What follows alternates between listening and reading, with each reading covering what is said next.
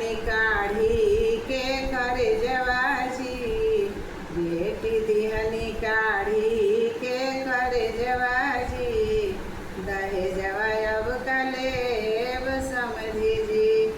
बेटी दिहनी काढ़ी के करे जवाजी, दहेजवा अब कलेब समझी जी। छोटी गोल पोसी पली से आना बेटी के कोयली, छोटी गोल पोसी पली से आना बेटी के कोयली। पेट कट पढ़वली कवले जवाजी, पेट कट पढ़वली कवले जवाजी, दहेजवा अब कलेब समझी जी।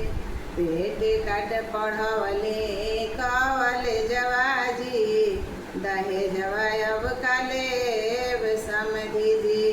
काढ़े बिन सिए के लूर गुण सिखावानी, काढ़े बिन सिए के लूर गुण सिखावानी।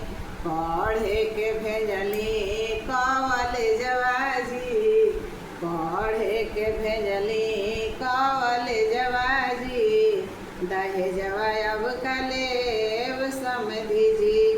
बेटी दिहनी काढ़ी के करे जवाजी, दहेजवा अब